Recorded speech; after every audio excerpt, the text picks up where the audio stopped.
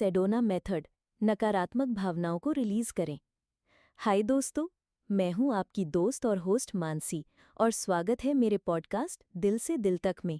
आज हम बात करेंगे एक ऐसे जादुई टूल की जो आपके मन को हल्का कर देगा, आपके दिल को खुशी से भर देगा। ये है सेडोना मेथड।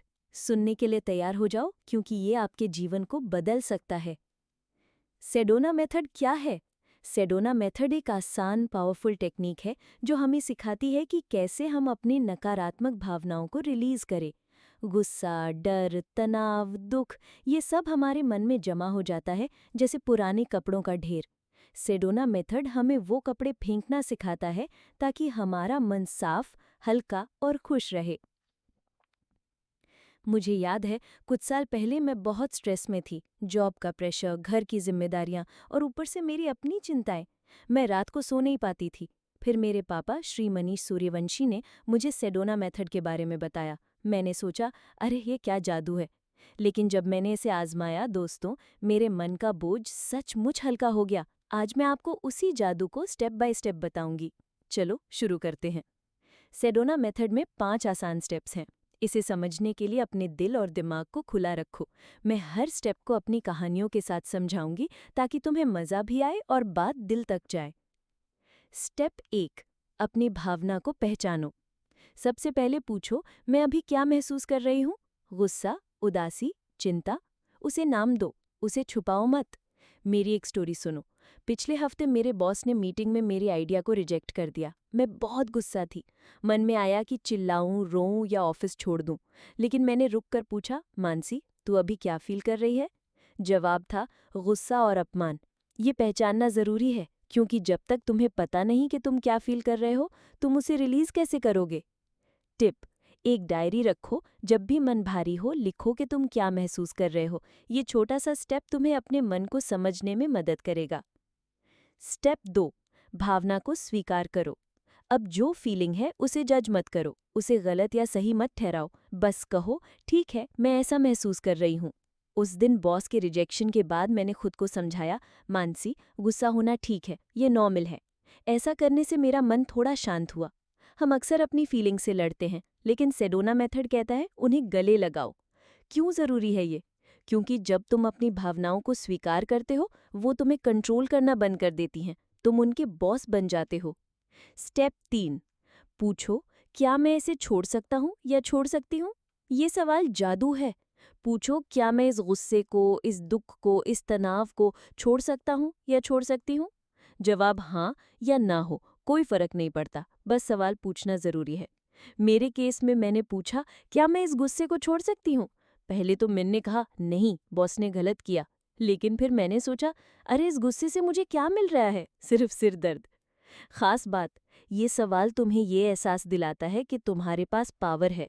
तुम अपनी भावनाओं को चुन सकते हो। स्टेप 4, छोड़ दो। अब जो फीलिंग है उसे जाने दो। कल्पना करो कि तुम एक गुब्बारा पकड़े हो और तुम उसे आसमान में उड़ा रहे हो। बस वैसे ही अपनी भावना को रिलीज कर दो। मैंने उस दिन आंखें बंद की, गहरी सांस ली और कल्पना की कि मेरा गुस्सा एक लाल गुब्बारे में है। मैंने उसे छोड़ा और वो आसमान में उड़ गया। दोस्तों, वो हल्कापन जो मुझे महसूस हुआ, उसे शब्दों में बयान करना मुश्किल है। प्रो टिप: अगर रिलीज करना मुश्किल लगे तो गहरी सांस लो और कहो, मैं इसे अभी के लिए छोड़ देता हूँ। छोटा सा स्टेप, लेकिन कमाल का असर।